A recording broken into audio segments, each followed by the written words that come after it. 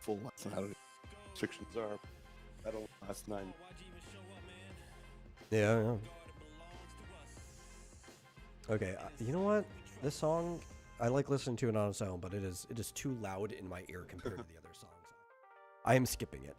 Barely hear it. I also realized I did not turn my camera on. What the heck? Where am I? Normally, I would have had it on by now for like either several minutes or so. We started talking about stupid things. Oh my god! And I left the light on. I'm just all over the place. I'm gonna go kill that light behind me. It partially washes me out. Yeah. Well, we're just still waiting for people to come on in to the chat. So. Okay. I just finished a very quick dinner. I'm going to either heartburn or puke later. Oh, dude, I could definitely feel it. I felt like I was gonna puke last night. It was just so much grease. Man, I forgot how greasy Pizza Hut was. Stop eating before you get sick. The thing is, like, it didn't register until like all of it was in my stomach. And I was still hungry, so I'm like, okay, well, obviously I'm gonna eat the entire pizza. Why wouldn't I? Well, I don't know. Maybe I have more experience with pizza because probably. I knew ahead of time. I was like, there is no way I can eat barely even half. I think I ate about half of. Well, I don't normally get I guess what you would call like fast food pizza or these delivery pizza. Usually when I get pizza, just because I come from a very picky, kind of like New Jersey Yankee family, we go to like an actual pizzeria. My dad wouldn't accept anything other than going to an actual pizzeria. So it's either that or frozen pizza. There's no in between. So like I've had Pizza Hut several times, but I don't think I've had Pizza Hut in like over a decade until today. I forgot how greasy it was. Yeah, well, I mean, based on my, because I keep a history with your account, and I don't have any reason to believe that I somehow had Pizza Hut that wasn't ordered from the app. Yeah. Apparently, the last time I had it was May of last year. Yeah, we used to get Domino's a lot, but that was only because Domino's was the only place that would still let you order and deliver up to midnight. So it's like if you got the order in by midnight, they would still deliver all the way through like to 1 o'clock, depending however long it took them to make it. Well, there's a Little Caesars half a mile away. We used to have Little Right Caesars down a on the lot corner. of bucks. It's trash, but it's really, really cheap trash. Like, well, if you just want something fast. Oh, also, hey, Fizz Chozo. I guess, I've been rambling for a bit that we were waiting for me to actually get ready. Welcome to the show. It's Super Serial Showtime, everyone. As always, I'm your host, The Metal, and joining me is my co-host, Marsupial Gamer. If you guys like the show or not, I don't care. Just get more people in here. Share it with at least one friend. And if you really enjoy it, consider going one step beyond and giving a donation to streamlabs.com/vomitoriumlive. Really helps us out, and I'll basically read whatever you said. But anyway, aside from potentially puking later, how do you feel? Pretty good. I was just coincident. Oh no, never mind. Save that for Thursday. I ran into a story that I was going to bring up, but I'll bring. Oh, okay. Well, if you don't want to forget it, remember you can always put it in the bulletin board, because I do look back through it before starting the show, mostly in case I forget something I want to talk about. Well, I'm a little sweaty because I racing around before the show, but forgot to change my shirt, so gonna have to live with it.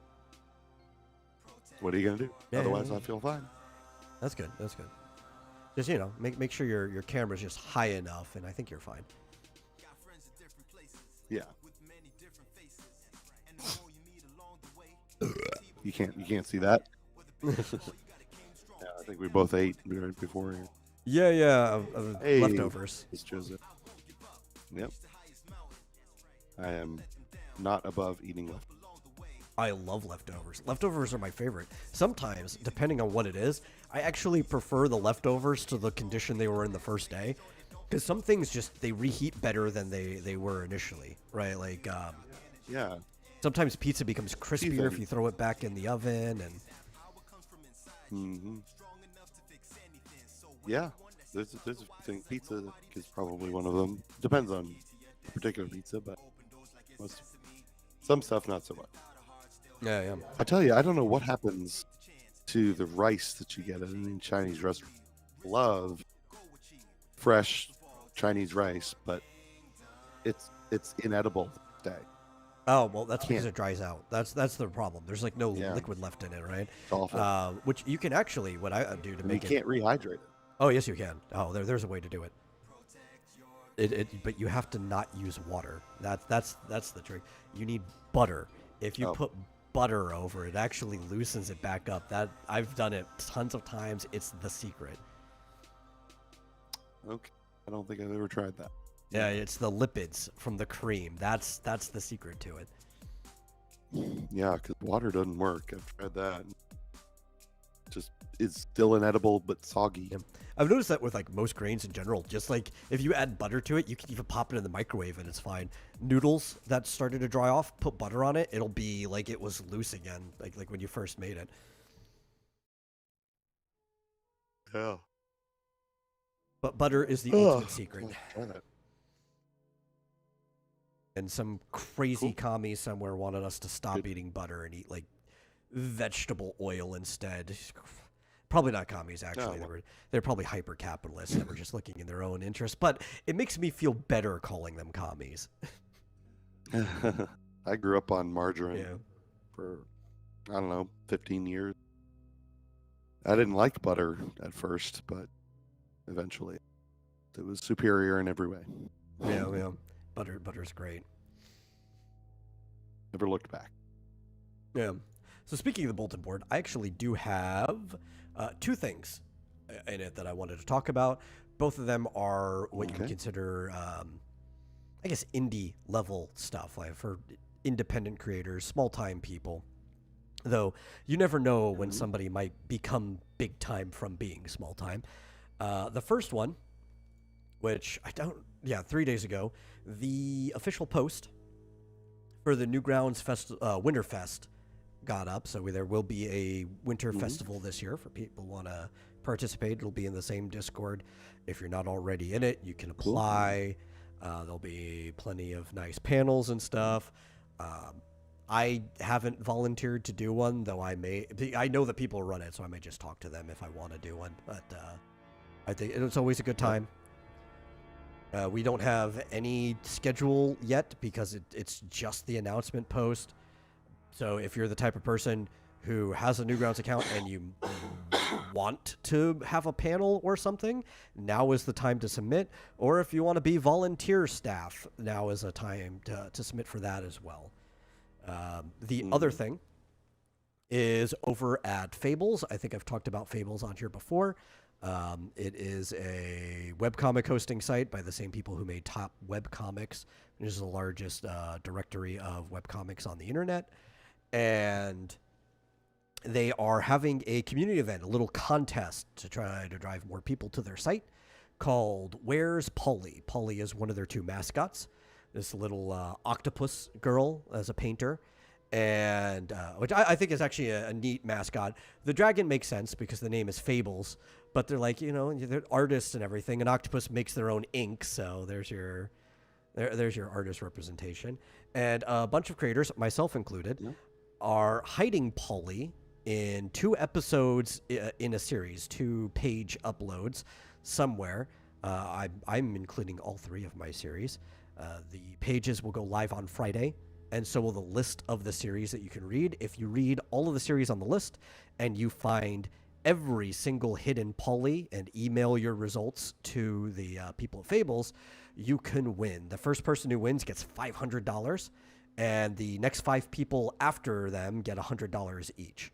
It's a fun little game like Where's Waldo, and It also gets different people more views, maybe people who would never have gotten the spotlight, but you're reading their stuff to find the mascot, and in general, it gets you to know new things, right? As a audience member, you get to experience new stories while also possibly winning some money. So definitely check that out. Fables is up and coming. I'm a big fan of the ideas behind the site. It's still a work in progress. There's some things they're roughing out, but the fact that it is basically unrestricted advertisement for anybody who is a creator on there. If somebody sees an ad on your page, the revenue goes to you. I like that. It's a site for creators first and foremost. There's some things I'm going to yell at them about. There's no inbox.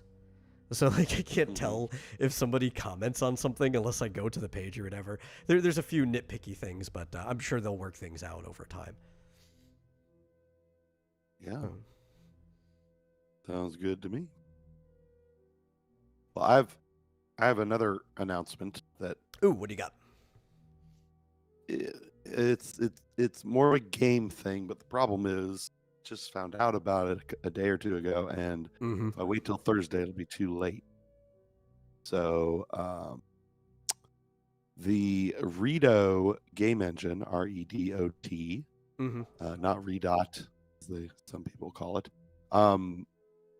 has announced its first game jam, and it's not in person, I guess.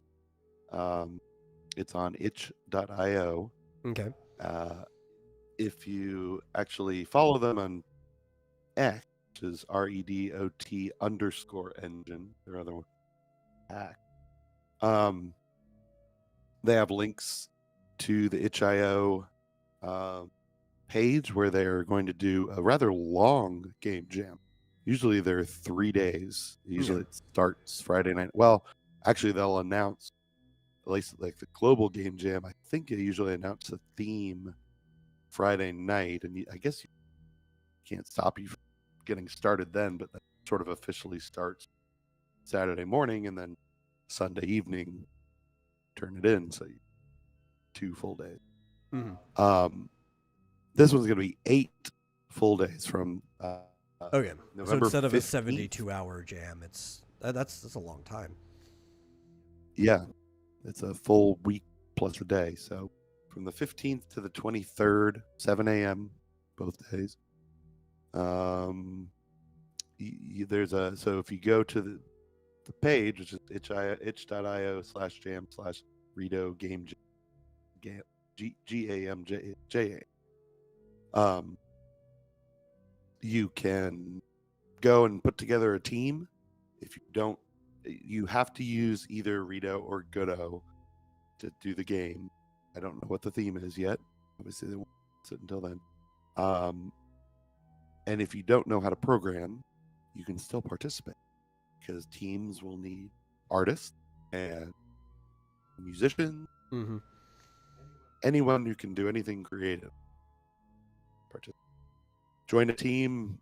When I've gone before, it's been really fun. Like a team will be like, "Can anyone do stop motion photography? Can anyone do, come up with music or something?" And people will, or write a script for us or something. Yeah. Anything you can do. I don't know how it's going to work online instead of in person. It's really fun in person, I imagine. Oh, well, I mean, it's easy. You just hop into a Discord and you're just there the entire time, Yeah. But we have a week, I guess, time form a team that usually people throw something together in 3 days. So, if you don't get started on day one, but I thought I'd announce it anyway because it's exciting. Brand new game engine is doing this. Oh, trust me, I know how it can be, right? With people not getting started and everything. I've been in a creators jam before. Actually, we pumped a game out from it, and we had technically a month to make it, which is a long time for a jam. But effectively, we probably only spent 2 weeks on it. There's a lot of us who were trying to spend more than that, but it's like trying to get half the team to do things it took like 2 weeks to actually get any momentum. So we really only spent like 2 weeks on it. See, that's why it's fun to do like the 3-day, 72-hour ones. So I guess this one actually technically starts Friday morning at 7. Yeah. But yeah, I mean, like, I'm not going to have time during the week.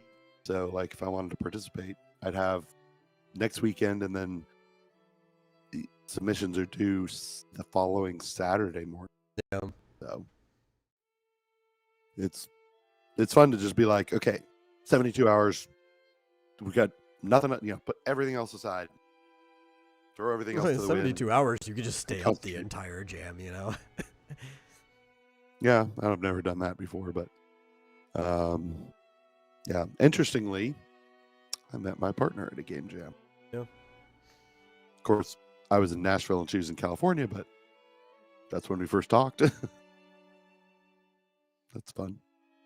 You can meet new people and fall in love, I guess. Make new enemies.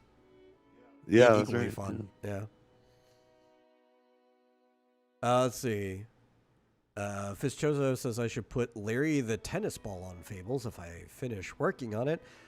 Sure. If you have an idea, you have a webcomic, go put it on there. Just make sure you rate it properly.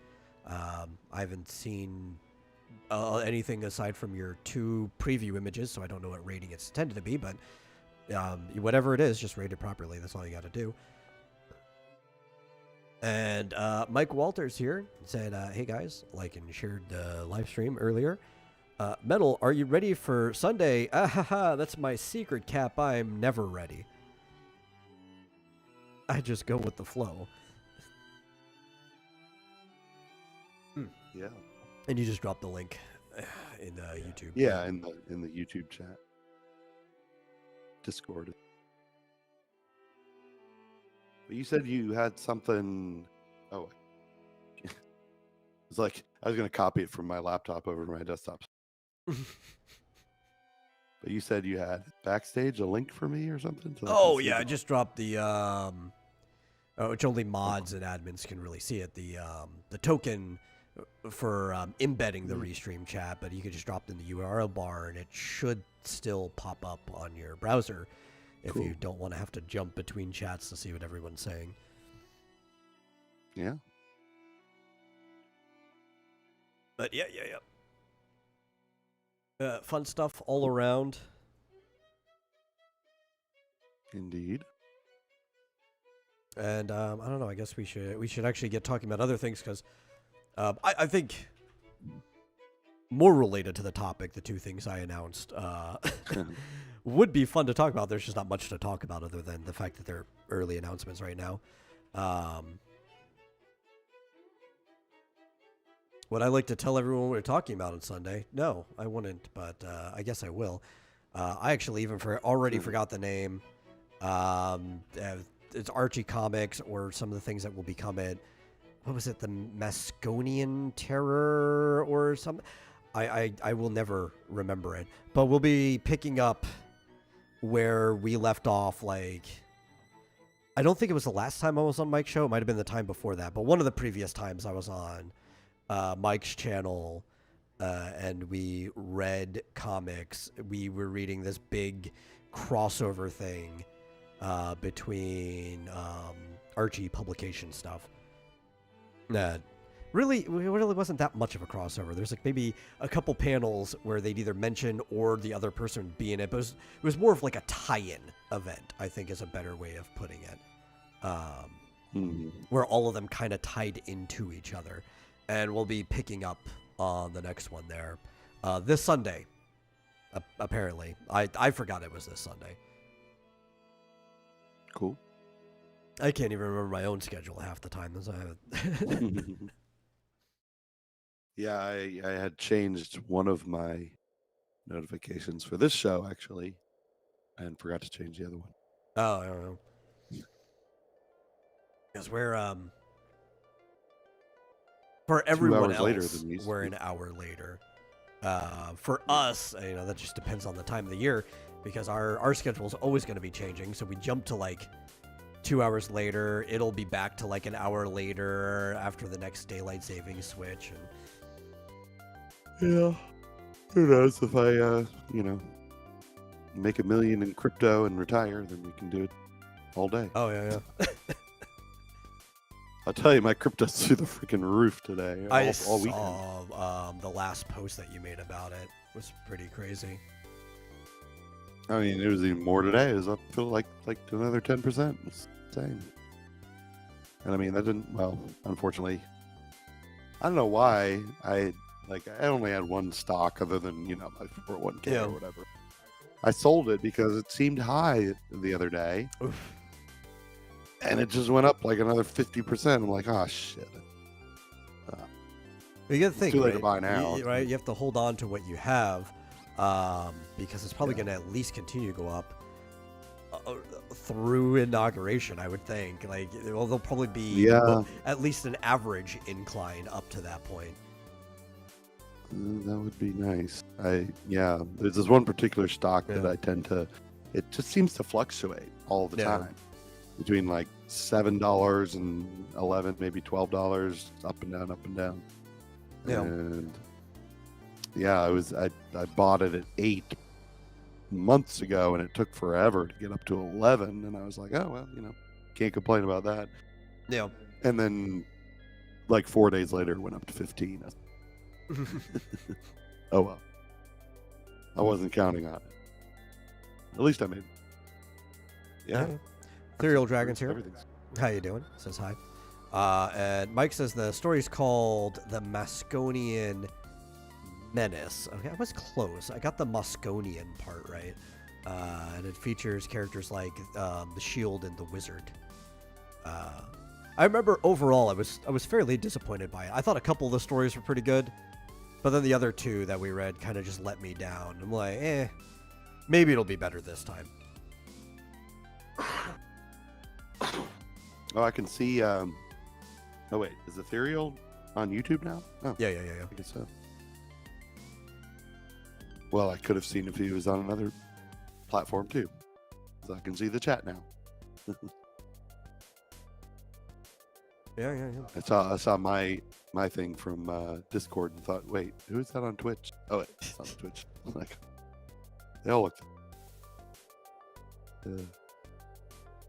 Yeah. Forgot what I was gonna say. I was gonna say something. He says he's good, but yeah, completely lost. I was derailed. Train of thought. Well, sorry. No, it's not you We could at talk all. No, I'm just sorry that happened. We could talk about Ranma 1/2. We could. I also have a few other things. We've got several things we could talk about. Okay. We're not lacking things to talk about. I just completely forgot what I wanted to talk about at the moment. So I mean, I guess we could jump into Ranma first. The last episode that happened this Saturday, we were introduced to the character of Kodachi, the Black Rose, which I intentionally only referred to her as Kodachi the Black Rose because I didn't want to spoil the reveal like halfway through the episode that she was Kuno's younger sister. It's not that big of a thing, but it is kind of funny. We're like, yes, that makes perfect sense that they are siblings. Yeah, I can't remember their names anyway, so if you had said Kuno, I'd be like, I have no idea who that is, but once I saw him, I was like, oh, that guy, yeah. Oh, if you've just been watching the original, I think the original's great. Good. It's actually probably my favorite anime. I'm hoping this one changes that because the original is just like so much filler, and it tried to capture the spirit, I think, to some degree, but there's so many times where they change things, I think, for ease of animation, even when they weren't just like making up episodes. And the original also somewhat changed their personalities a little bit. Oh, it did? Yeah, just a little, not too much. Like, they made Akane even more aggressive towards Ranma. Not so much, I think, in the first season. So far, it's been about the same, right? But if I compared stuff from the second season forward to the manga, they did a lot of just making Akane hit Ranma even when she wouldn't have, because they thought it was funny. instead of sticking to Yeah. her actual character. Well, I mean, Akane is a pretty cheerful character, and she's even can be kind of sweet, but she likes to joke around. Like, there's a lot of times where she makes puns or even pulls pranks on Ranma and stuff that was just completely cut from the original series. Well, they started off pretty gruff, but she certainly seems a bit more lighthearted these days. Yeah. The last couple episodes. I mean, especially since her hair got cut. Kind of had a, I don't know what it was, a epiphany, and she seems to be much happier now. They also changed their outfits a lot for no reason. It's like, it's not even like the outfit that they decided to give them in the original series was easier to animate than the one that was in the manga, more or less. I mean, maybe a couple of them. Takahashi has a tendency to make characters with simple contours but complex interiors. So she'd put like a crazy floral pattern on a dress or something. But they would give Akane all these like really like traditional style dresses for no reason. Very flowy and everything. And instead of giving her even the fashion of the time, which Akane wore a lot of the fashion you'd expect from the late 80s, you know. This show has been pretty much almost one for one, just giving them the exact outfit that was drawn in the manga panel at the time so far. So I've been appreciating that. Cool. They do seem to live in a very traditional house. Oh, yeah. Well, that's because of the dojo, too, right? That's just like if you live in the type of home that's attached to a dojo, you're going to have a very traditional home. It's part of the business that they run. Yeah. That's pretty neat. And I guess you could also say that their dad is a very traditional kind of guy, just overall. Yeah. So Nintendo. Yeah. He arranged. Do they still arrange marriages today in Japan? Oh yeah, it still happens once in a blue moon. It's kind of a rarity though, which even in the 80s when this was written, it was just as much of a rarity. It wasn't like something that was happening all the time then. People would have looked at it as kind of weird, but it does still happen. But like in the show, they don't seem to think it's weird at all. Interestingly, like they're not, you know, the two of them are not super happy about it, and people are a little surprised. But then they're like, "Oh, okay." Whatever. Well, I think they don't treat it like it's weird, probably because it's an uncommon thing, but it happens, right? Yeah. So if you tell someone, they're like, "Oh, okay, well that's a thing that happens." Yeah, like if parents tried to do that here, like people would be like, "What? Fuck are you even talking about?" Like that's unless they're foreigners. Like if you heard like two Indian people were arranged to be married, you'd be like, "Okay, yeah, because that happens in India." Oh. Yeah. But weirdly enough, people do actually get arranged to be married all the time. That's actually how most people end up getting married. They just have a very tight idea of what an arrangement is. Most people get set up with their partners by families or friends, right? It's not like a tight arrangement. It's not like we're writing a legal document or anything prior to marriage for like inheritance or political reasons. But most people do get set up with whoever their partner is going to be. Yeah, I've seen Crossing Delancey. Yeah, I know what it's all about. My mom wanted my mom didn't want me to be a pickle salesman, but I think she wanted one of my sisters to marry one. Instead, they decided to be doctors, which is what my dad wanted. Yeah. But no, there's a long tradition of matchmaking. Yeah, matchmaking is a pretty big thing in most of the world. Even in like Asian cultures where matchmaking is still kind of a big thing, the way you have to look at it is they usually have the option to turn it down, right? Like it is actually matchmaking. You arrange it, and then they realize they don't like each other. It's like, okay, we'll go arrange something else. It's not like you're being forced into it. And even in the case of Ranma, it's sort of that way. Like the two parents agreed, but there will be many times in the series where there's a other suitor and they're like, "You're not going to pick them over Akane," right? And it's like, well, that's implying that he actually does have the choice at the end of the day. But he doesn't if he wants to continue living in their house and actually inherit the dojo. So, Oh yeah, yeah. yeah. Yeah, that's the carrot they dangle in front of you, I guess. Yeah. Why wouldn't you want to be with Akane? She's so Yeah, cute. she's got such a nice dowry too. No, actually, Yeah. Akane is great. She's probably my favorite female character. If I'd be lucky to find someone like her.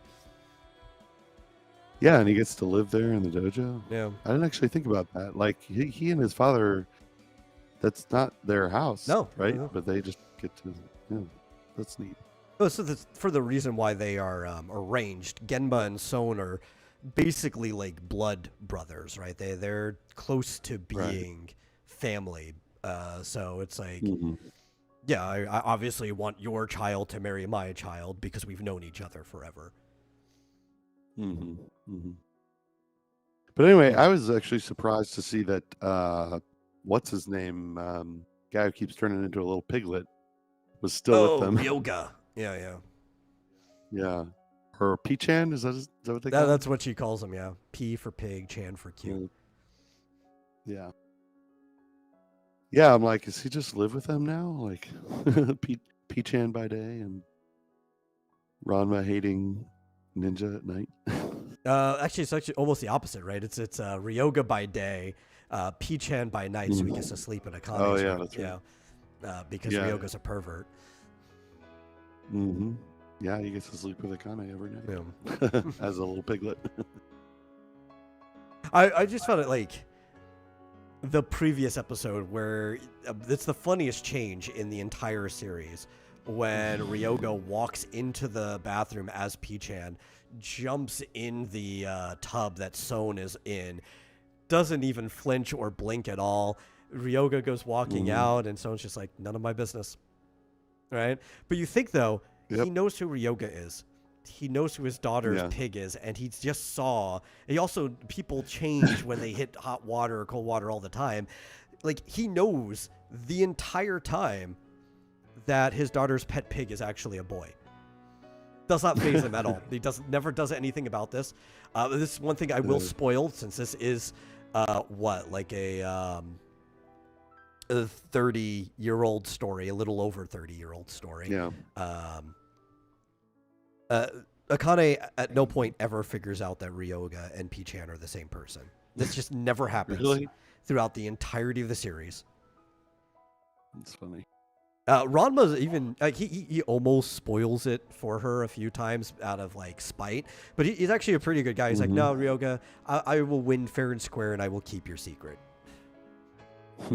Because every time he does kind of blow it, he almost has like a joking tone to it, to where like Akane's not going to believe him anyway.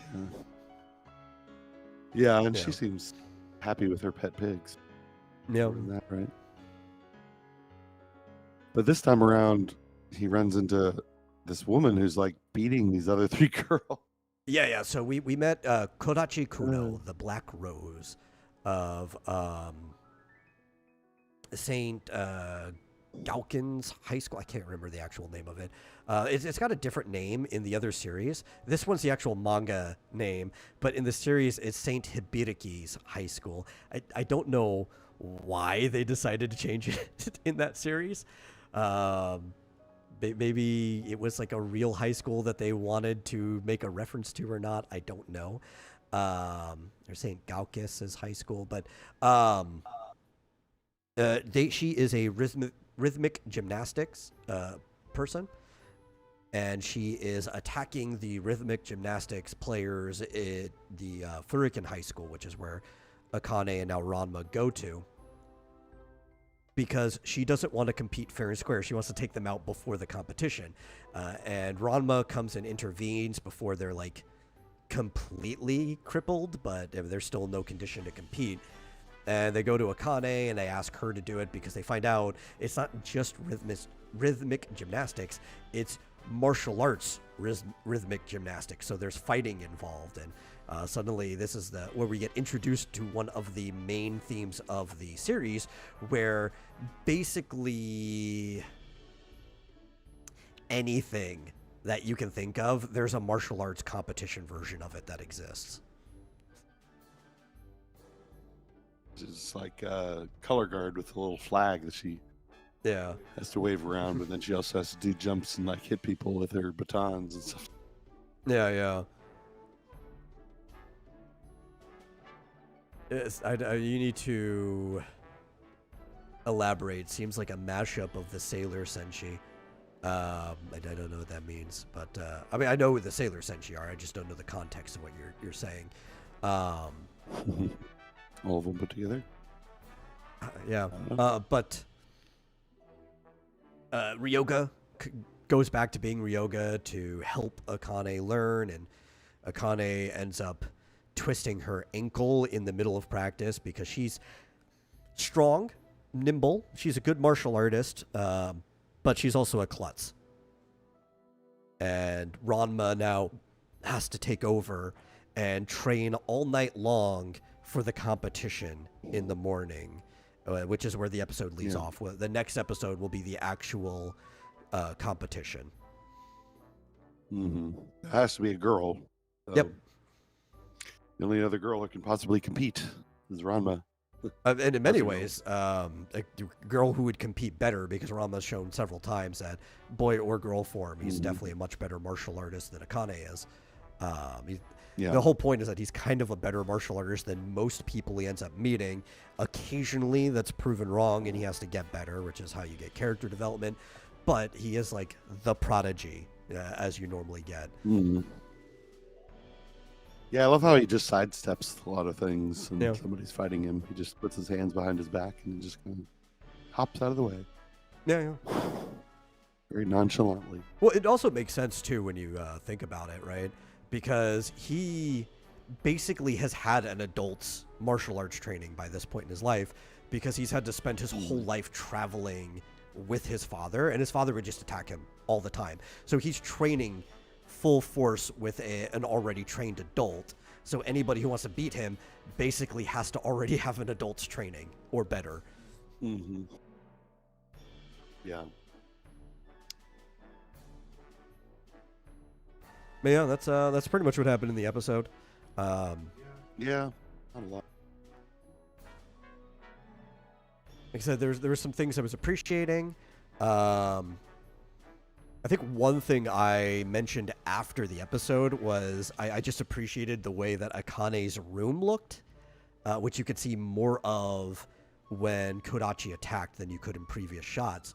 And it's like the old show, they would kind of get close enough, but then they would just design a room to look however they wanted. It's like there was never a bookshelf there, but we're going to put one there because it makes sense to be in a girl's room, right? But the desk is like in the right place. There's a bed in the right place. It kind of looks like the panel. This one, they were like very anal, and everything is basically exactly the way it was in the paneling. It's like, oh yeah, of course. Akane had a flower-shaped clock on top of her bed by the headrest. Who could not, have put that there? It's like they're very, very precise about things. Outfits even mostly look the same. Comparing the fact that like Kodachi just had like a really regular looking like leotard in the original. This one, she actually has like these two almost like stripes on her hip and over at her shoulders, which is exactly the way that Takahashi drew it in the manga. So, well, there are some complaints I might have here and there about stuff. I do appreciate the accuracy to the manga in a lot of the situations. Yeah, they must have this thing open in front of them every day. Yeah. It's like trying to get it right. It's really impressive. Like It's amazing how we started out being very skeptical, and now it's like, wow, this show's really good. Because I'm that way. This kind of puts the lie to the whole, oh, you're just looking for negative things. Like I kind of was, but there's some issues with the localization still. There was one spot actually in but you wouldn't know, right? There was a spot in the episode where he fought Ryoga where they kind of changed what Ranma said. So there's a cool thing I found out. I was watching a video by Shad, and I didn't realize that there were two subtitle tracks. I thought if you wanted to watch it in Japanese, it didn't matter because you just got the English track anyway for the subtitles. That matches the English script. No, if you actually scroll down to the Japanese language section, there is a English one that is like just a direct translation. Like that's the one that the studio gave them. So if at any point this localization does get too bad, we could just watch it in Japanese with the actual subtitles. I didn't know that was going to be an option. I thought I'd have to pirate it if I wanted to do that. Yeah, good. So I've just enjoyed it in the original Japanese. I need to go grab something or okay. fall asleep.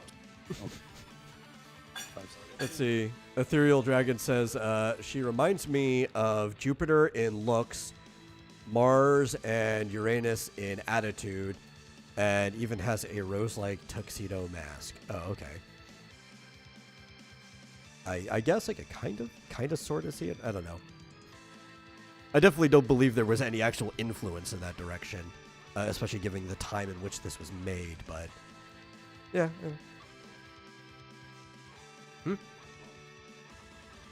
Oh, okay.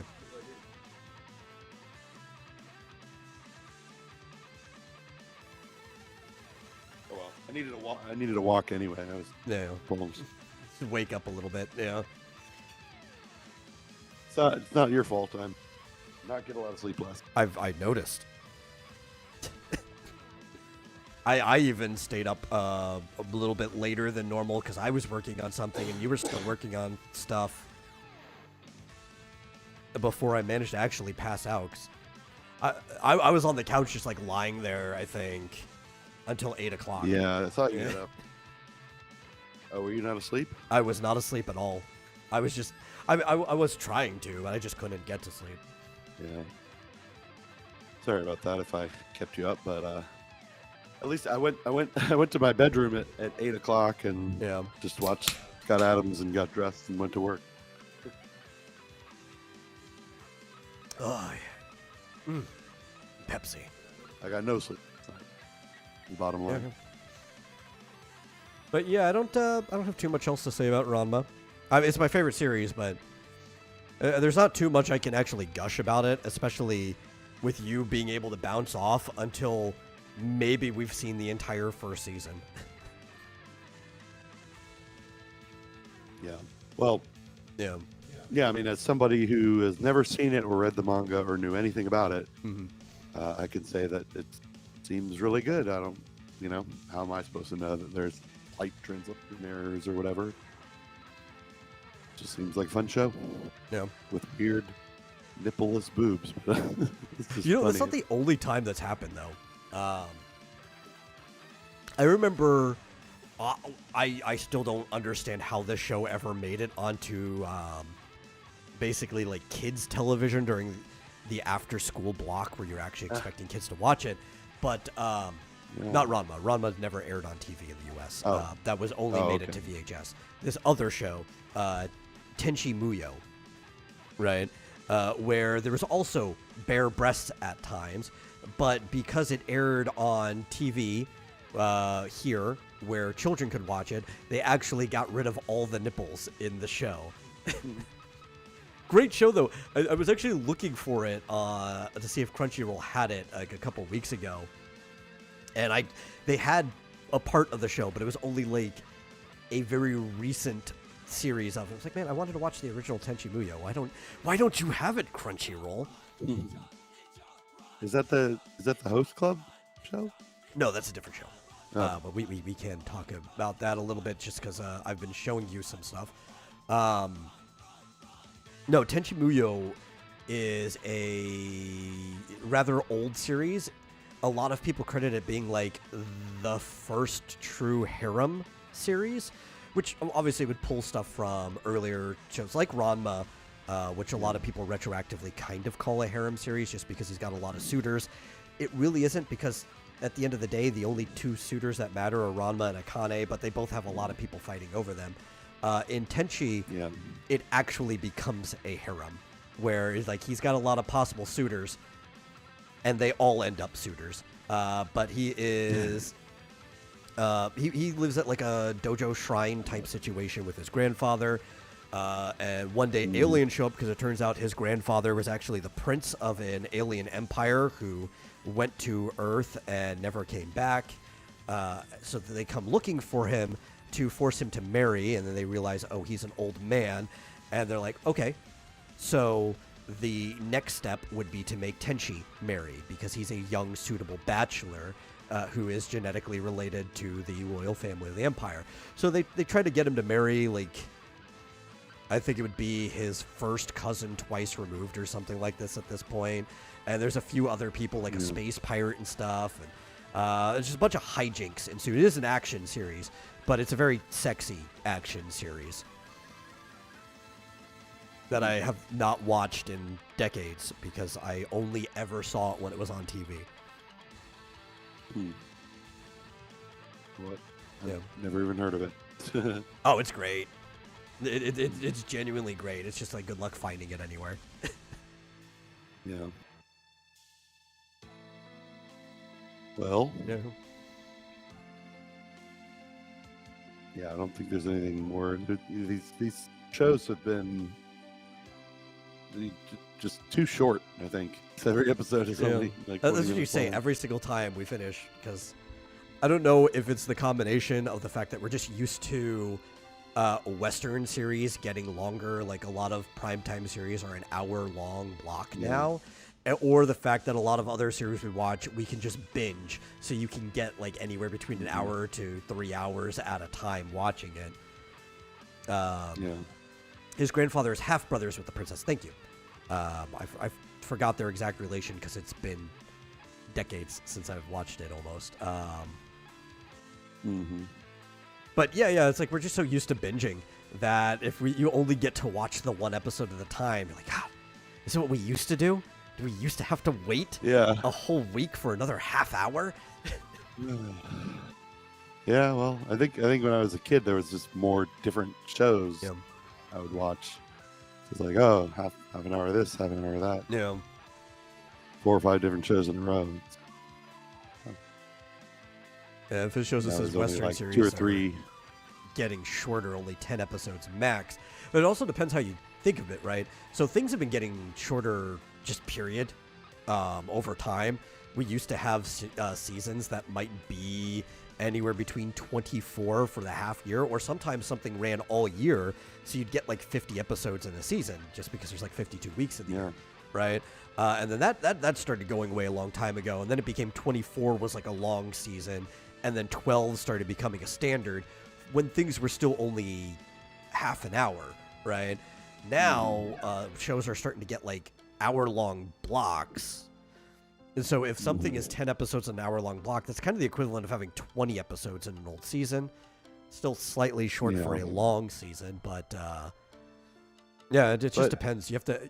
I think what we have to look is how many hours are actually in the series on whether it's long or short. And here's the thing, though. Back when those Transformers and stuff and G.I. Joe, that was like 50 episode seasons. Is like, but the quality sucked. I mean, in retrospect, it's like it was just a weekly toy commercial. That's all it was. And it's like, I loved it and everything at the time, but they were just pumping them out because they didn't care about the quality. It was just like, just come up with something new this week. And half the time, the episodes were just utter shit. And, but good enough for kids. No, Now I think we get really, really good quality stuff. I think it's we better. can. There's some things, and we get some shit, but but for different really reasons, depends, right? Because it's like some things are still taking shortcuts, and it's fine to take shortcuts. You want some shortcuts taken. It saves on the budget. It's just you have to be very creative with how you do your shortcuts, because I think some of the modern shortcuts can end up looking worse than the older shortcuts when people take them. Right? Sometimes they can hide it in like glowing effects or like lighting and stuff. But there's some things where it's like, I don't know, maybe 3D objects popping out of nowhere just bothers me more than most other people, right? I mean, go and watch these old episodes of shows in the 80s, and it's like, it's a paper doll, and it just, I know. they I've barely watched move. a lot of that stuff recently too. Like I do go back and rewatch things, And it's just like, it just depends on the shortcut, right? I want to talk about like high quality shows. I think the lowest episode of Dragon Ball Z in animation when it comes to like the shortcuts and stuff still looks better than like the middle quality episodes of Dragon Ball Super. And that's comparing like the same series to each other. Yeah. Yeah. Well, I think on average production values have gone way up. Yeah. And so, and I mean in anime in particular, it's like there's so many fucking shows I can't even imagine. I mean, we could watch 10 different shows and still just be barely scratching the surface of the new stuff. Yeah. I mean, I'm just looking on, forgive me, but Anime News Network, and it's like there's 50 different shows. Yeah. They're there's coming out with always new episodes every day. Always new stuff. Like they peak anime. There's like 20 to 50 new shows every season when you're looking at it. You know? Crazy. And there's a reincarnated as a slime video game. Oh, there's a video game for everything. Most of them are shit. Coming out with DLC. Right. Well, the shows might be on average increasing in quality, which is debatable. The games that they put out are decreasing in quality because a lot of them are just like idle gacha games. They're not even like fun gacha games like the ones that you'll see me play. They're like it's a turn-based RPG, except it's not actually a turn-based RPG. It's an idle RPG where the characters are just doing all the turns on their own and you have no input. Yeah, I mean, there's just as much low effort crap out there, but I think the higher level is much higher than to be. The really good shows are better than anything from 30, 40 years ago. Maybe. I don't know. I feel like an argument could be made either way if you pull out the right sources. Because, I mean, there are some Japanese shows even going back that just look spectacular. I think what it is it's easier to allocate a budget to make things better than it used to be, right?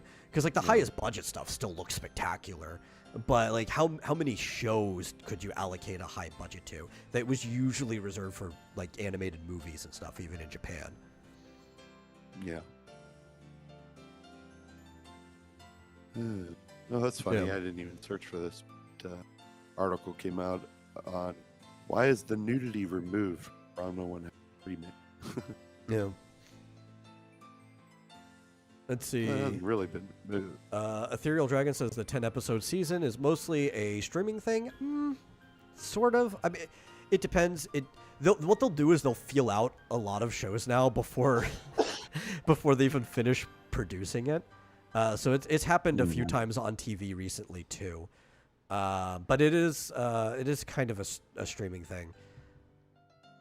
You still usually get around 12 for a series like that because that's usually the number of weeks that are in the season. He says Scooby-Doo and Guess Who had 26 episodes per season. That's pretty cool. I don't even remember if I've watched that one. It's hard for me to keep track of every name of Scooby-Doo series, and I've seen a lot of them. But it's like there's only maybe 2 or 3 of them that I actually remember them by name and not just like, oh, I could point it out based on a screenshot. Mm-hmm. And Fischoso, I think he falls more on your side, saying they're only increasing in animation quality. Which I do think that opinion is going to vary a lot, and there are good arguments you can make for either direction. Because I do think... I think it probably averages out to about the same. I think there is an equal percentage of really ugly looking crap as there used to be. It's just, there's just so much more in general that you can just avoid it if you want to. Mm-hmm. Oh, he says it was the last one. I don't think I've watched the last one. Yeah, I probably haven't seen that one. The last Scooby-Doo. I'll tell you what I have been Nope. watching without you, which it's not necessarily a bad thing. So originally I wasn't going to watch Dan to Dan at all. It just didn't seem that interesting. And for the most part, that's still true, despite the fact that I've watched it. It's just not that interesting. But our buddy Flit watched it, and he gave me the best sell for like, okay, I just need something to watch, and I've watched worse stuff, so why not? It is writing kind of mediocre. I'm not. It's not a great masterpiece or anything. Even as far as shonen goes, it's mid. But mid is perfectly fine, especially when you compare it to a lot of the crap here in the Western animation industry. But the one thing that was really good about it is the animation was actually great. I often complain so much about the overuse of 3D assets in a show. You either get series where you just have straight up 3D models. They don't even try to cover it up too much, right?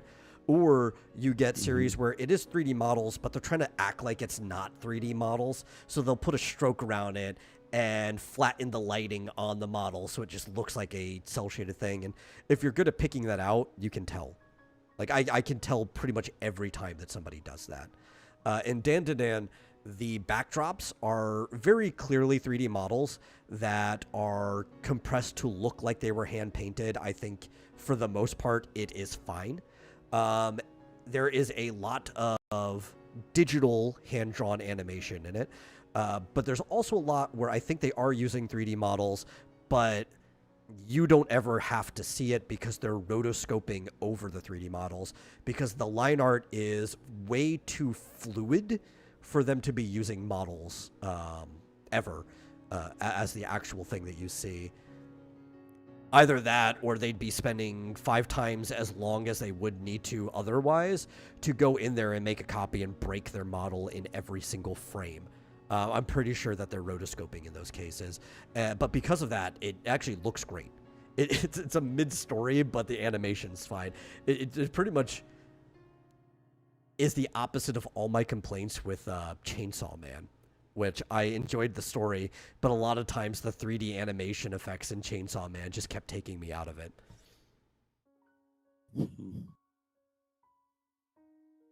Yeah, well, I mean, I grew up in, well, before those types of things were even possible, but when they were shoved in and looked cool, but like very obviously CG. So, I mean, that stuff didn't bother me as much, because I remember the scene in Aladdin that was just like, oh, now we're in a computer for some reason. Yeah. Like when Genie's like a giant and he tosses the tower and everything, and all of that is 3D. There's a couple scenes in Aladdin, actually. No, I was specifically thinking about the Cave of Wonder. Oh, yeah, the Cave of Wonder is very 3D as well, yeah. There's a few scenes where it's just like obviously 3D in Aladdin. Yeah, there's a first-person scene flying through the cave. Lava all over the place. 100% CG. They were a lot better at masking that in Lion King. Like you don't tell as much. I guess so. Where was? I guess some of the. Well, like the Elephant Graveyard, where it also has almost like a first-person thing. There's a few areas where you can tell like, oh, that was mostly computer generated, but then they went in and they cleaned it up and they painted over it and stuff, and they make it harder to tell that there was like they did a lot of work. Oh yeah, and like the what was it, the stampede near the beginning. But yeah, they showed him from a distance and tried to make it look like it was hand drawn. Yeah, no, I mean, when people put in the effort, it doesn't bother me. Like, there are times where, like, I could still tell, but we were watching Spy Family, and it's like, yes, I could tell that panoramic shot that spanned all around was all completely computer animated. It still looked fine enough and blended into the rest of the show that it didn't bother me that I could tell that. It's just when it, like, sticks out like an ugly sore that it bothers me. And there's a lot of series that they just don't even try to hide it. Yeah. I hear you. I hear you. And then there's like, oh god, completely 3D series can be fine, especially if it's something that's original. But when you're like Sandland, I was enjoying Sandland, but at the same time, I just did not care the fact that it looked like I was watching a video game the whole time. And like Toriyama's art is so expressive and dynamic because he mostly draws cartoons. That it's like, why are you making 3D models of Toriyama stuff? Just hand draw it. I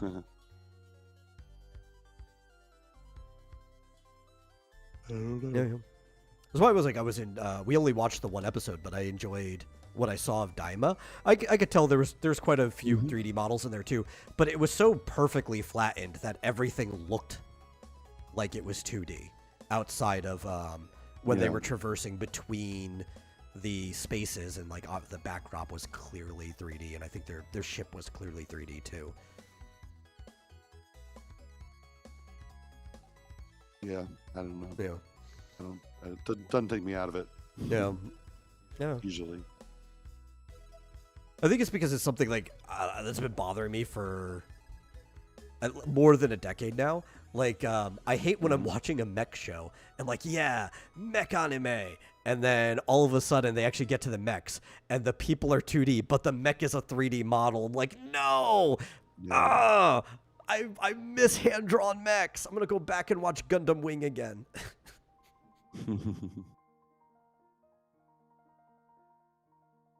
Oh, well, I guess it's easier to draw the angles and everything that way. Yeah, it's easier to not have to draw it. Yeah. Whereas I guess it's hard. I'd say it's easier for it to look somewhat realistic compared to human being 3D. At least that's what. Let's see. Ethereal says try Shangri-La Frontier. Haven't heard of it, but I'll try to remember to put that on the list later. Fitzchoso says completely 3D cartoons work best when not pretending to be 2D, like The Incredibles isn't pretending to be 2D. I love The Incredibles. But I also said, too, like, I prefer it when it's an original property, something that's always been 3D. I like Jimmy Neutron, honestly. I think, like, the original movie, not as much the cartoon, but that's because the cartoon feels like it's a completely different continuity of the movie. They just completely change everybody's personalities from the hit movie and turn, like, Jimmy into an asshole, Nick, who was kind of a supportive, cool guy, into a straight-up bully. Like, almost nobody's the same except maybe Sheen and Carl. But, like, the movie looks great. I could go back and watch Jimmy Neutron anytime. But that was something that was always 3D from the start and was an original property. Yeah.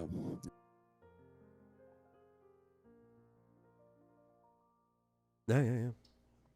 So, one of the other things, unless we want to get to some articles, but I started you on an old classic show from around, when did it come out? Maybe 2005-ish? Somewhere between 2005 and 2007. I don't remember when it came out, but it is the Orin High School Hosts Club, which is a almost parody. It's a comedy show that kind of pokes fun at the whole little high school drama rom-com shoujo. And the main premise is that you have this girl named Haruhi who, before attending this school, had gum in her hair and had to cut it short. So when she finally shows up to the school that she entered purely through academic ability and not because her family was rich like everyone else, everyone kind of thinks is a boy. And she breaks a vase that belongs to the host club and has to work it off to pay it back because her family clearly doesn't have the money. And throughout the course of the first episode, they figure out that Haruhi is in fact a girl, but she makes a very pretty boy that's popular with the ladies. So they need to keep her disguise in order for her to remain a host at the club. And after that, antics ensue. Yeah. I didn't realize that this was the show that the drinking coffee from Vic Mignogna's mouth line came from. It's actually one of the reasons I recommended it to you in the first place. Is like, this is like the Vic show when it comes to dubs. Yeah. That and Full Metal Alchemist is like between the two of them, but most of his best lines come from the show. Yeah, you mentioned that he was in the show and everything, but that line was in the very first episode, and I was like, oh, that's what that's from. I had no idea. The thing that got him in trouble because fans wanted him to do the line. Yeah. A bunch of Karens were like, oh, that's inappropriate. Well, to be fair, everything that character says is kind of inappropriate. That's what makes it funny. Yeah. He's too rich. He doesn't know any better. Hilarious. Well, I mean, it's weird. Like, they're just... It's kind of like a semi horror house for women, I guess. I don't Yes, it's a host club. Except they don't actually sleep with anyone. Yeah. Well, I don't know. They don't know this here. Yeah. Very strange. Yeah. Basically, the whole concept is you give girls a good date, right? You're like a little escort for them. You give them the boyfriend experience, and they go on their merry way. Yeah. But, like, the twins are, like, insanely over the top. Oh, yeah, very homoerotic, incestual. Yeah. That's their appeal. Yeah. Okay. If you've read the kind of stuff that girls read, like, that wouldn't shock you at all. And this is the point, right? Like, they're poking fun at the stuff that girls read. In a way that the girls still like it. I remember when I was in school, the show was new and popular. Everyone loved it, but it was still, even then, mostly the girls. But even the guys could like it because it was funny. Yeah. It's pretty hilarious. And yeah, definitely some hijinks and just weird seemingly Japanese culture stuff that's just funny.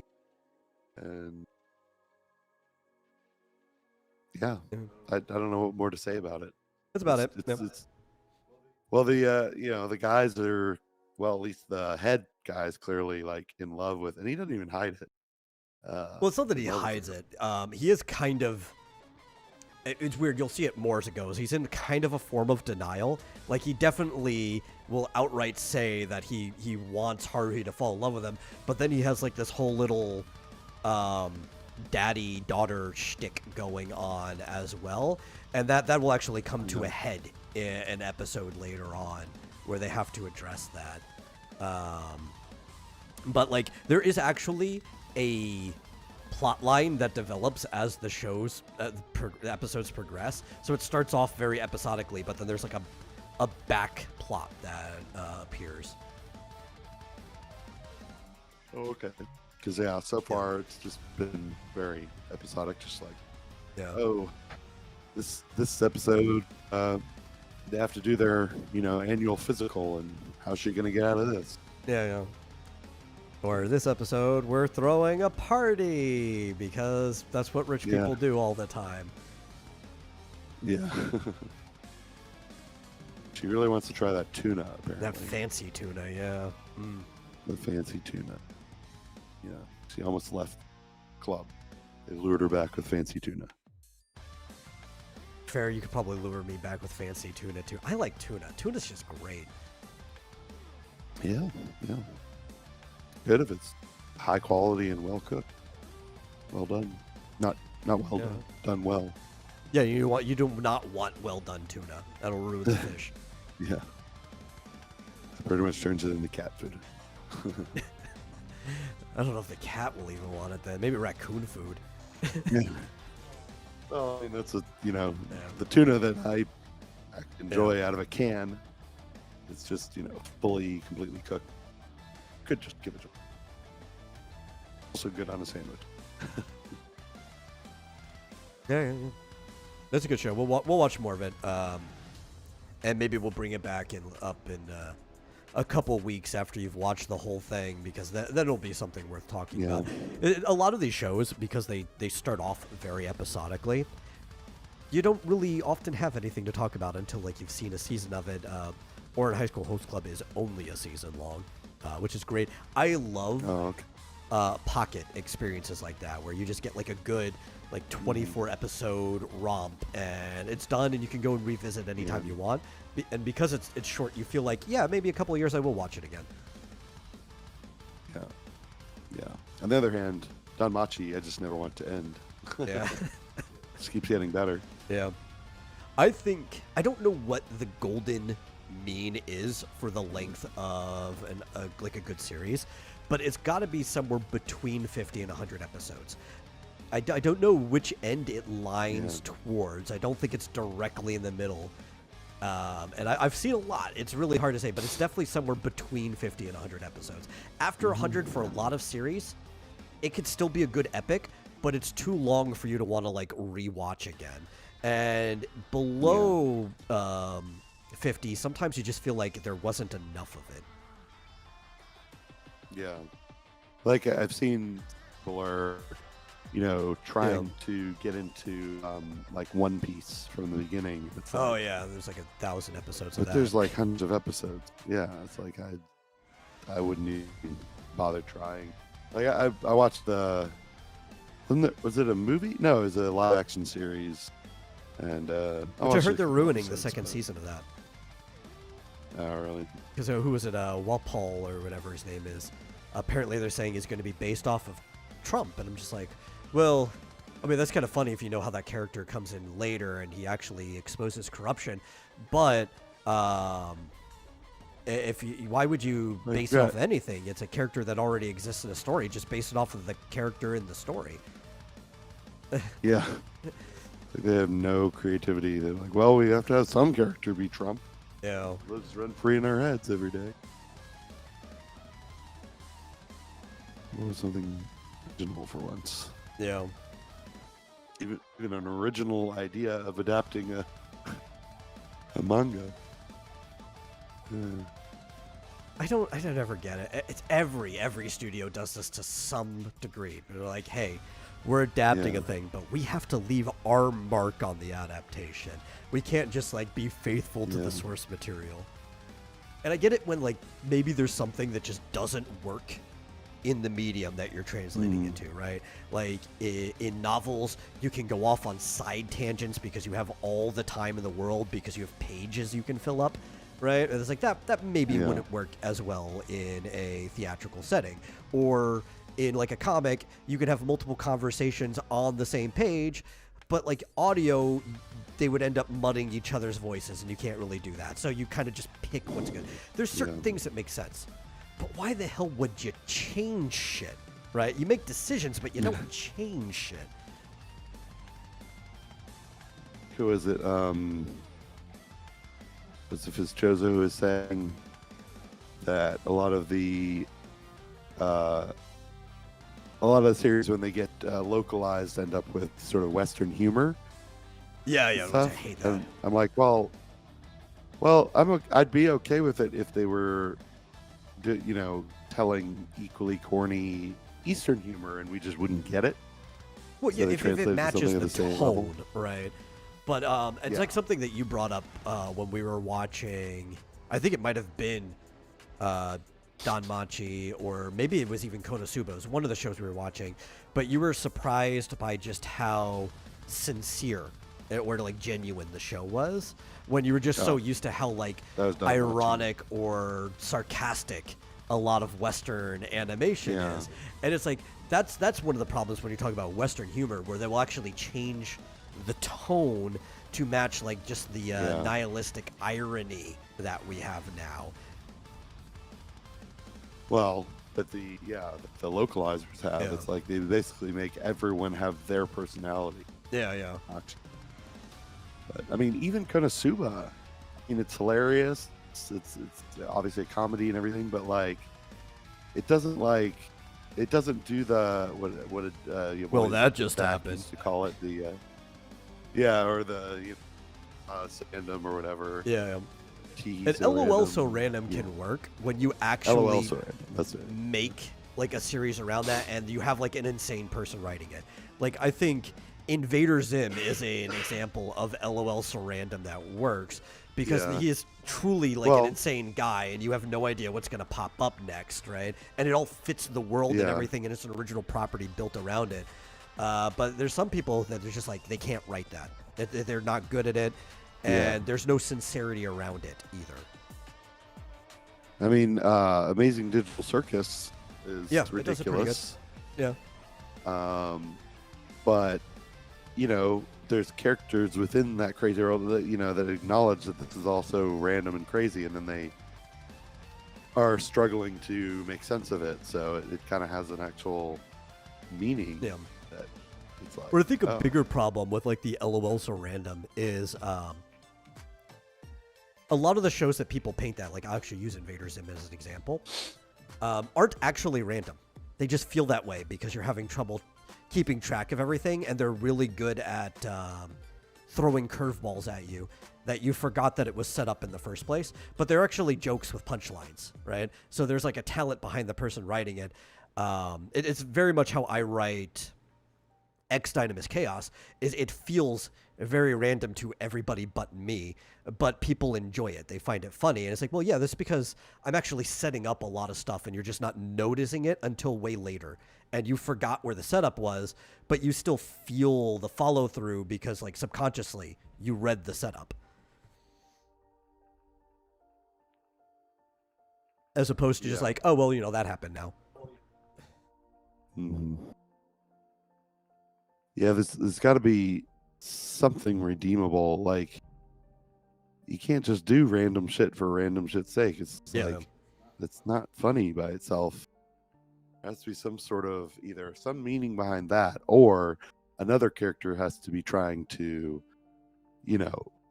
push against it or something like that. Yeah. But like, just the random shit. It's just like, okay, it's Or not sometimes funny. something random can be used to subvert expectations in a good Yeah. way, right? So like you set something up, Yeah. but then like you were caught off guard, and that was why it's funny, because it was not the type Yeah. of execution you were expecting at all. Sure. Yeah. Yeah, I mean, it's sort of the Roadrunner and the Coyote thing, Oh, yeah. where he pulls the rope on a catapult, and instead of the rock flying off, like the whole thing flips over onto him. Oh yeah.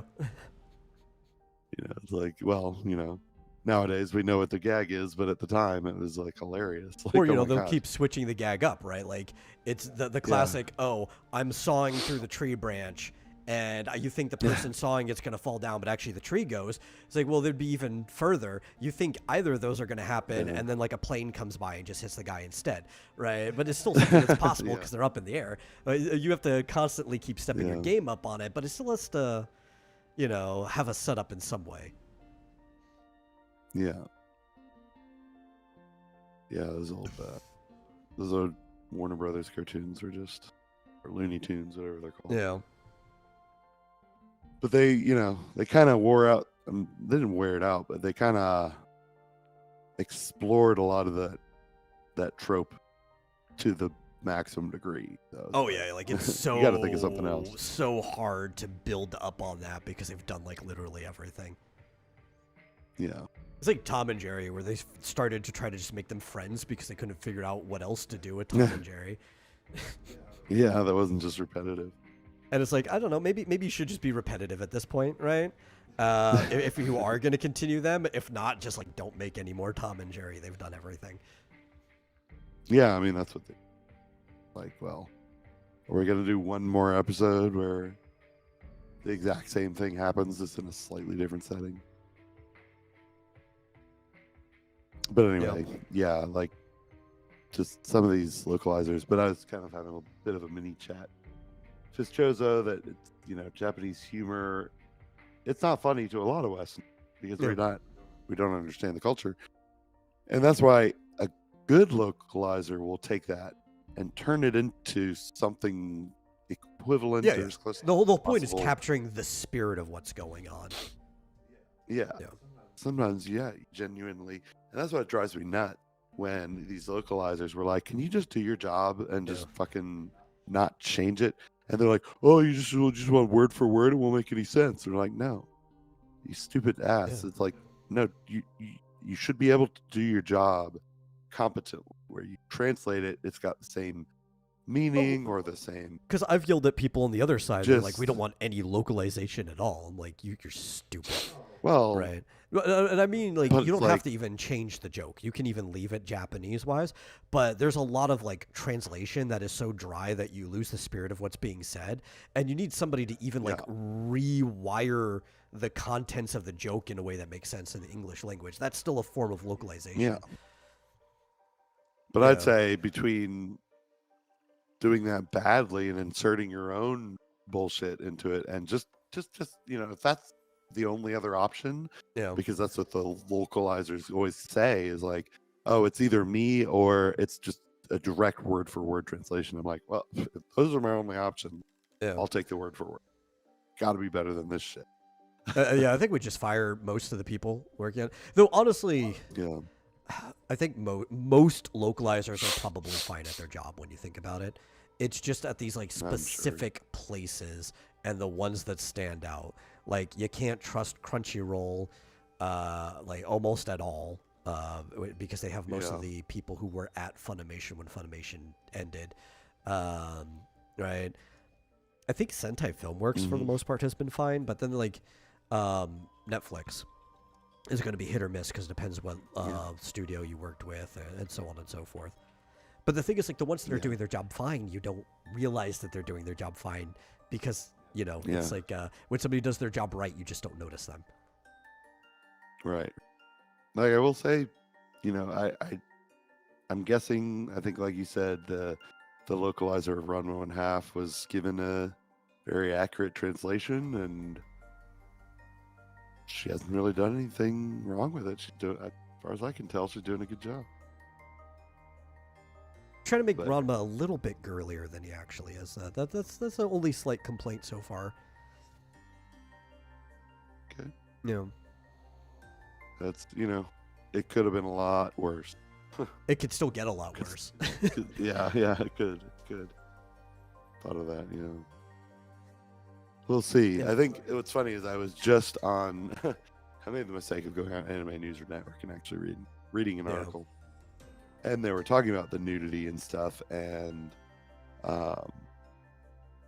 yeah, I went through a bit of the forum, and I'm like, yeah, it's people like these that are destroying anime. Unfortunately, Oh, yeah, or yeah. trying. For Hopefully the most part, I mean, some of them have been watching it forever, and so it's not that I necessarily want to call them tourists, right? A lot of them have been watching as long as I have, right? Mm, But the fact that they just don't want to accept the Japanese culture for what it is, they kind of mhm. they're worse than tourists. They're imperialists, right? They're trying to actually change the because a Yeah. tourist will go and maybe they're a little disrespectful because they don't know any better, but they're still trying to appreciate the sites, right? But these guys are just like, no, I want to tear the sites down and then put my version of the sites back up. Yeah. Yeah, that's what I'm like. Just forget it. Just get an AI to just do it for you. People are beyond saving. Sad. Oh yeah, Some of them. the Japanese like viewers, the locals, are completely just astounded by the attitude, and a lot of them are only just now realizing what specifically what the attitude is. It's funny watching Twitter and everybody melting down like, but why would they want to do that? It's like, ugh, I couldn't begin to explain it to you. It would take way too long. Yeah. Yeah. So, other depressing news. Apparently, the Mass Effect TV series that was revealed in 2021, but we thought kind of went into development hell, is officially out of development hell and is going to be happening soon. I probably won't watch it, just like I haven't watched most of these other live-action series that have ruined things that I like, but I can only imagine how they plan to ruin Mass Effect. Yeah. I'm sure it's not gonna be pretty. Yeah, probably not. There was a trailer for Tron 3 that came out. Yeah, are you excited for Tron 3? Oh, I thought we were done with that. No. Jeff Bridges is back. Jeff Bridges is still alive? Yeah, apparently. Jeez, he's been geriatric. Practically was in the last one. All right, we got to see this. Is it a trailer? Yeah. There's a trailer. Wow. Is it the same? Oh, not Jared Leto. God. Really? Yeah. Is he in anything good? Probably. Yeah. I just don't remember everything he's been in off the top of my head. Was this Evan Peters? Was he there? He wasn't the guy in the last. Dude, He's like Quicksilver, wasn't he? Yeah, that was this Quicksilver guy. Good actor, but I barely remember the last Tron. I remember the ending a lot. I liked the ending, and I liked the beginning, but like the middle of it's like a fever dream for me. Wait, did I see the second one? So then This Tron Legacy, right? It had one of the best scenes in any movie where gosh. Jeff Bridges fought Jeff Bridges on a bridge. Because remember they used the digital masking and de-aging to put a young Jeff Bridges face on that other actor. Oh, that was Tron 2, though. Yeah. Tron Legacy. Okay. Yes. That was I was the thinking, last was there another one? Okay, so there was the original. No, this is from the third 80s. one. Yeah. Okay. I would. Okay. Yeah. No, I was confused because I was like, wait. And I've seen that movie I saw the multiple Tron times. Legacy one. And despite seeing Legacy multiple too. times, the meat of it, like the middle, is still a fever dream to me. I don't know why. Yeah. It's weird. Yeah. I never know where to. It's never clear where the best place to see that. Fitzjoso asks, why not a Mass Effect movie, theatrical? Why are they wasting the Mass Effect IP on a TV show nobody's going to care about 3 months later? I mean, that's probably no different than wasting it on a movie nobody's going to care about 3 months later. Just look at the Borderlands movie. Mm-hmm. Yeah. And you'd be like, well, Mass Effect and Borderlands are two very different things. Tell Hollywood that. They'll find a way to ruin it. All right, are you ready for this trailer? Sure. Let me move us to full screen, and then whenever you open it up, I'll be ready. I've done this in a while. We finally got our internet all worked out. Yeah. So. See here. It's just dark. I turned it way down, but not completely off. Oh, Encom is still around? Apparently. I mean, why wouldn't they be? It's not like they ever actually solved the problem on screen. Yeah. Okay, is that guy back? I'm trying to remember. Is this? Honestly, Battle at the Forefront Can you- is the perfect background. Oh. Yeah, I was like, wait. Is this part of the movie? No, that's the music that's just decided to start playing when we were watching this. Okay. All right. Honestly, I think it's Just perfect. go with it. I was like, that's done right. So Jared Leto is the new bad guy, huh? Yeah, I guess. Is that Tron again? Or was that was from the last one? I don't think Jared Leto's a bad actor, to be honest. I think Oh, he's just been put in bad situations. yeah. I actually thought Well, I mean, if they so- changed Joker, he actually would have been a good Joker. He was just made to be a bad Joker. Was he Joker? Yeah, he was that the Snyder Joker, No. right? With the weird grills in his teeth and all the tattoos. That was him? Wow. Forgot that was him. We also have to watch there wasn't much there to talk about. They just showed like clips of the last one. But this is from a month ago. No, there's a new one that just happened. Yeah. I was like, that wasn't right. Yeah. Let me see here. Okay, here we go. Is that from like a day or two ago? Yeah, this is from yesterday. So that first one was like that was just like a teaser, I sneak guess. pre-teaser thing. Yeah, this is like the actual trailer. Yeah. Okay, good. I was like, that one kind of sucked. Like, it was just half of it was the second one. Yeah, he was also Morbius, which was also awful. Like, I think he's been in good stuff before he started doing comic book characters. It's just ever since he started doing comic book characters, he's been in nothing but bad movies. Yeah. Yeah. And I do agree with Fischozo. Morbius' writing sucked. He's not even a bad character to make a movie about. You can make a pretty good movie about Morbius if you have the right people working on it. Yeah. So, like, when you say there's a scene where he fought himself on a bridge, he fought another guy completely covered in a mask. I mean, Oh, yeah. It never actually showed him, did it? No, he did the young Jeff Bridges face. Oh, okay. Yeah. No, Tron was not him, though. Yeah, okay. No. It was Jeff Bridges Tron came was his in friend. like old wise man in a robe, whatever, and he did almost like a Gandalf, you Yeah. shall not pass thing, and he fought the computer yeah. program that was I modeled remember now. after him. Yeah. There was another trailer Yeah. that came out, but I can't remember. Oh, you're seeing my history. Oh, yeah. Can't remember. Oh, I remember. It was Captain America. Oh, it's Brave the New one with like World. the Red Hulk is punching Falcon, who I refuse to refer to as Yeah. Captain America.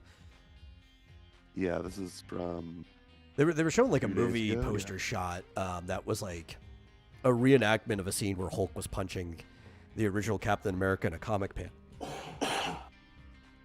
Yeah, well, I was watching this earlier today or yesterday, and I was like, "Wait, there's no Captain America in this Captain America movie." Yeah. Did you forget Like, that oh, he passed wait. it on down to him?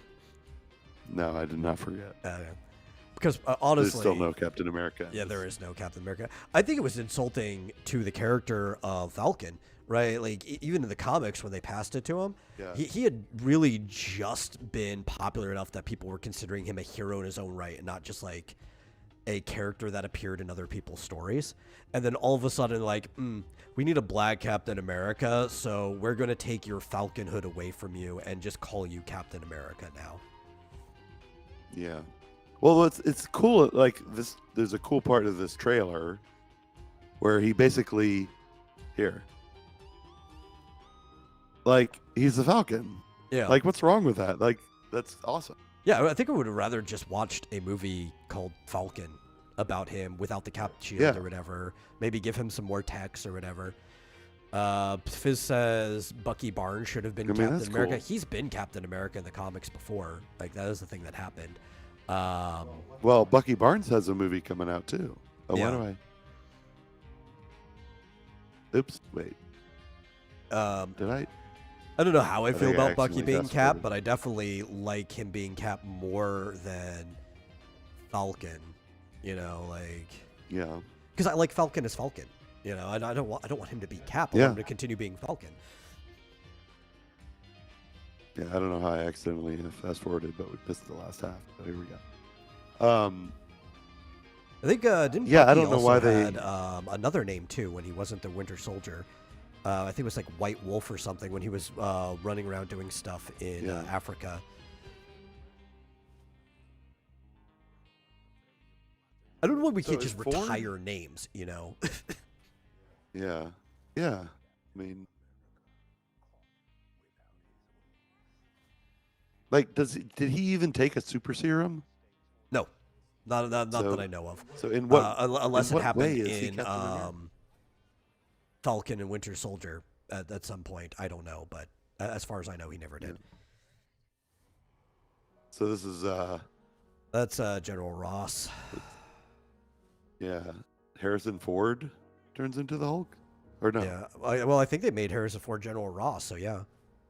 Oh, Because okay. the red, they were doing like this. I remember in the comics where the Red Hulk came out and doing this whole thing of like nobody will, you can't figure out who the Red Hulk is, and like half the people guessed it was General Ross, and like no, look, like Yeah. even his mustache disappears when he becomes the Red Hulk, and it's like, Yeah. No, it's General Ross. And then they revealed it was General Ross later on. Like, it was a big mystery. He's like, nah, man, we all knew. But like, he's the president now. Yeah, I Right? guess. I never liked Red Hulk, to be honest. I think having like all these variant versions of characters are kind of lazy. Having other Hulk-like things were fine, like the original Abomination. I thought was a cool Abomination, character. But then I hate like A-Bomb, which is like another version of Abomination later. That was like it was like what's his name? Rick. Rick became A-Bomb. I thought that was stupid. But like when you have a bunch of different unique characters, it's cooler. Yeah. Well, you want to know what Bucky's been up to? I guess we can figure out what Bucky's been up to. Here. It's not just like Tell you getting what he's drunk up in to. Africa, is it? What is it? The Thunderbolts? I think so. Let's see what Fishoso says. Yeah. Thunderbolts, who aren't going to be the villains for the movie, of course. Yeah, this came out too. Been a lot of good trailers. Well, interesting. I actually like the Thunderbolts, so I'm pretty sure they're going to ruin this. Yeah. So that girl is not dead? No, wait. It was the other one. It was Natasha, right? Yeah, Natasha died in one version. But that was her father. Actually, well, I'm thinking of the main Natasha. I actually did not watch the Black Widow movie. I've heard okay things about it. I know I didn't watch it because I know the ending. The ending. Yeah, that's the issue. Well, there's some weird, impossible acrobatics. Oh, I'm fine with Impossible Acrobatics. It's supposed to be like a comic book. The actual plot bothered me, and that's why I didn't end up watching it. I'll probably end up watching it eventually one day. And like parts were like, I don't know. It was pretty lackluster, I thought. Hulk has plenty of like if it had villains. been earlier, if they'd done it years earlier, it would have been okay. Oh, well, because people even said it was almost like a Phase 2 movie. It was like, well, yeah, it was originally going to be a Phase 2 movie. They just kind of recycled the script. Well, apparently this is going to be the last movie of Phase 5. I guess, yeah. But what Fizz was saying, that Hulk had plenty of brute villains already. Why do you need Hulk variants? It's something that I've always been saying. I wish they would bring in for a movie Doc Samson. Like that's like one of my favorite characters in Marvel. He's a cool character. The long green hair, still kind of looks like a person, big and imposing, fights the Hulk all the time, smart. I don't know why they don't do that instead. Yeah. So this is this is basically Suicide Squad, but for Marvel. Right? Yes, more or less. They brought back the guy from For like no reason to. Yeah. They brought back the guy from Falcon and the Winter Soldier or whatever. Or like the show. Was that the name of the show? I think it was the Falcon and Winter Soldier. Yeah. They also have their stupid. This was actually the thing from Ghost. Black Widow that made me not want to watch it too. Their female Taskmaster. Oh right. No, what was she? Yeah, that's right. She was in that movie. I couldn't even remember who the villain was. And she didn't even do what I thought the Taskmaster was like. Taskmaster has like the ability duplicate, to just learn anybody's fighting style from looking at it, which would also give them like their powers to an extent because if it was part of their fighting style. Which wasn't at all, the way she was in the movie. And Taskmaster is such like a threat to almost everyone that very few people can fight him without having to do a workaround. Like Doctor Doom is one of the few people that Taskmaster just can't fight. Deadpool is another one because you can't read Deadpool. Mm-hmm. Yeah, it's not even Taskmaster. It's just Cassandra Cain item. Yeah. Yeah, they turned her into She called herself Ghost or something. What? that When it passed? No, that was the different no? character thing because the Taskmaster did show up on screen. Wait. Taskmaster did or didn't? Yeah, the name Taskmaster showed up on screen. Who was it? That girl? She was the one in Ant-Man, wasn't she? No, Ghost was the one in Ant-Man. Isn't that her? I think so. Yeah, there's multiple people here. Oh, but so who was Taskmaster? Was it? I don't know. Yeah, whatever. It's stupid. Most of these characters shouldn't even be the characters that they are. Like it wasn't Yelena, right? I actually couldn't tell you because I didn't watch Black Widow. You didn't see that because movie? of that reason. I know what the outfit looked like for the female Taskmaster, but I didn't watch the movie, so I don't actually know what she looks like underneath the mask. I can't actually even remember either. I saw the movie. Mm-hmm. All right, I'm gonna turn that. And sadly, I want to remember more about that movie I haven't seen than I do about the Ant-Man movie that Ghost was in. Because I fucking hated Ant-Man and Wasp. I was one of the worst Marvel movies that I've seen. Yeah. Yeah, so Ghost is from that one. I guess I got the two mixed up. So I don't even know if Taskmaster is in this movie. I saw I saw the name Taskmaster on screen during the trailer. Because they were showing the names of the people. End. Yeah. So confusing. Yeah, I thought she died at the end of the movie. Yeah, I don't know. I didn't see it. All right. Oh, okay. What? I don't know. There's only one girl. Besides, I don't know. Not gonna talk about it anymore because it's clearly. It's a movie we're not even gonna watch anyway. Like, why do we care that right? much, right? Let people who want to watch that, as Fish was saying, train wreck of MCU. Let them enjoy it if they do. You know, if it makes money, more power to them. I don't want to continue to bitch about a movie I'm probably never going to watch. Yeah. No. Okay, so she's Ghost.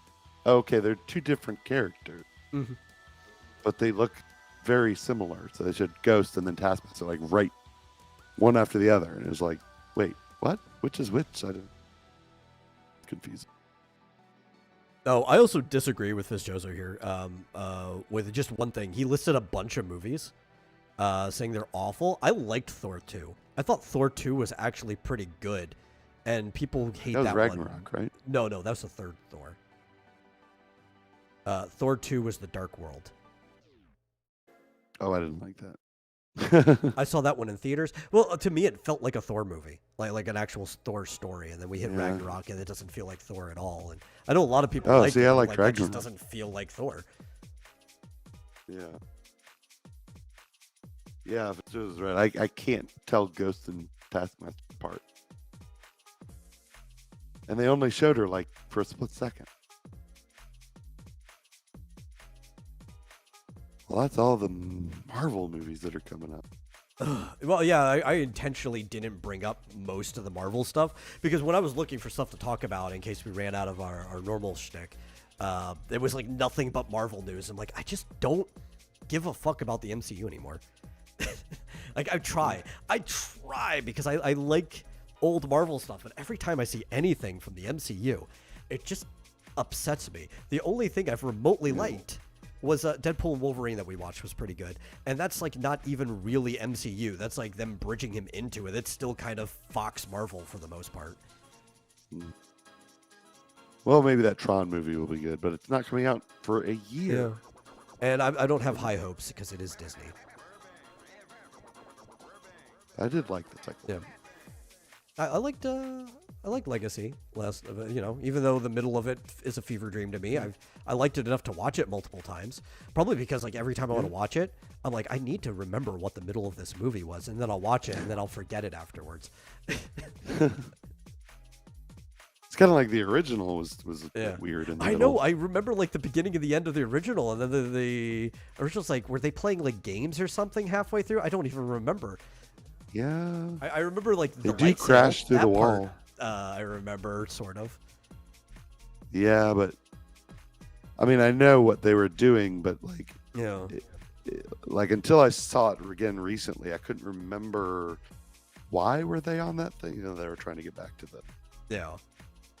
place where they could get back to the real world or something. Like they can beam in anywhere, but then they can't. They can only get out. Yeah. In one specific place. Well, I guess the last thing to say, because it was D23 in that they hosted this year in Brazil. That's why all this information is out. Apparently, they only just now started writing the script for Incredibles 3, which I guess is still better than the fact that they had a full script for Incredibles 2 written at 2 different times, and then they had to basically rewrite it from scratch when that was finally made. Maybe this time it'll be less than a decade in between movies. Mm-hmm. And maybe it'll also be better than The Incredibles 2, because I was kind of disappointed watching that movie. Full. Yeah, Yeah. it was terrible. Like, it had some good action sequences. The animators did a good job, but as far as like an actual narrative, it's like this is basically just the same movie again, but flipped. So it's Mrs. Incredible gets her groove back, which the original was just Mr. Incredible gets his groove back. Yeah, except Do we do something else? I don't know. The second one. Well, like, they can't do that with Mrs. Incredible without like denigrating him. Yeah. And it's like he didn't do that with her. He was never like. They had a perfectly good sequel set up, and I think they didn't do it mostly because they had already done the story for a video game, and it was the whole Underminer thing that they put at the end of the last movie. Yeah. Yeah. So yeah, I don't know what they're gonna do, but hopefully it won't suck. That's all I can say. Probably will.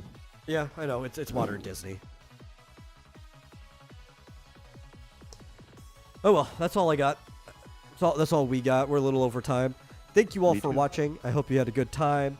Hope you guys decide to bring your friends next time if you have any friends. I have faith in you. Go make some friends. And if you really enjoy the show, consider giving a donation to streamlabs.com/vomitoriumlive. Really helps us out, and we will see you guys on Thursday. See ya.